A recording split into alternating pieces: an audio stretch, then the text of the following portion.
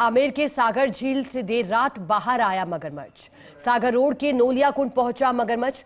लोगों में मचा हड़कंप। बार बार आबादी क्षेत्र में मगरमच्छ आने से लोगों में दहशत का माहौल है। रात काफी होने से मगरमच्छ ने नहीं पहुंचाया किसी को नुकसान। स्थानीय लोगों ने वन विभाग को सूचित भी कर दिया। वन विभाग की टीम ने मगरमच्छ का रेस्क्यू कर बायोलॉजिकल पार्क छोड़ दिया। इसके बाद स्थानीय लोगों ने राहत की सांस ली।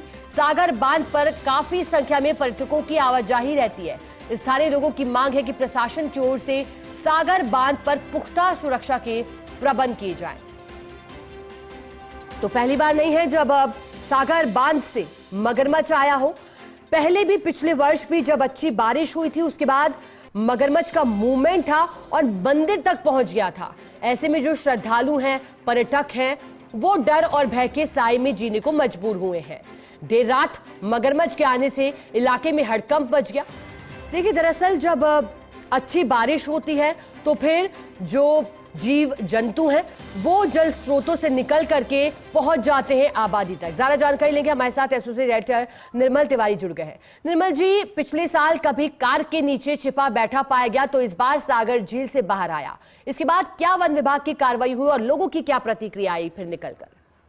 सुप्रभात शिखा, देखिए निश्चित तौर पर बड़े साइज का मगरमच्छ है ये, और जिस तरह से रात को अचानक ये दिखाई दिया तो एक बार तो बस्ती में हड़कंप मच गया। नौलिया के कुंड के पास के आसपास की स्थिति है ये, जो खासकर आमेर के पीछे सागर वाला जो क्षेत्र है वहाँ लगातार बरसात की वजह से पहाड़ी क्षेत्र से पानी आ रहा है, ओवरफ्लो चल रहा है। और जिस तरह से हम दिखाने की कोशिश कर रहे हैं कि ये मगरमच्छ वहां से निकल करके और एक कोने में जाकर के झाड़ियों के बीच में छुप गया। उसकी सूचना जैसे ही वहां के स्थानीय लोगों को मिली, उन्होंने वन विभाग को इसकी सूचना दी। हालांकि वन विभाग के जो रेंज अधिकारी थे वो मौके पर नहीं पहुंच पाए, लेकिन जो दूसरे जो वन कर्मी थे वो वहां पर मौके पर पहुंचे। और देर रात चूंकि बहुत ज्यादा अंधेरा भी था और मगरमच्छ का साइज काफी बड़ा था तो और लगातार बरसात भी हो रही थी, ऐसे में रेस्क्यू करना बड़ा मुश्किल था।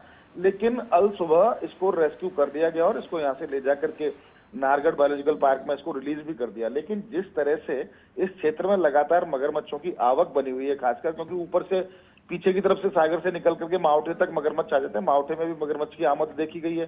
सागर और सागर के आसपास के क्षेत्र में लगातार मगरमच्छ, और ये वही स्थान है जहां पर लोग पिकनिक मनाने भी जाते हैं, जहां पर लोग ट्रैकिंग भी करते हैं। और चूंकि वहाँ माता का मंदिर है, वहाँ दर्शन करने भी जाते हैं। और कुछ लोग उसमें सागर में जो वहाँ के जो युवक है वो नहाते भी हैं कूद करके। ऐसे में वहाँ मगरमच्छ का होना निश्चित तौर पर जानलेवा साबित हो सकता है। ऐसे में वन विभाग को भी वहाँ स्थायी तौर पर कोई ना कोई वन रक्षक या किसी की ड्यूटी वहाँ लगानी होगी ताकि लोगों को वहां से दूर रखा जा सके।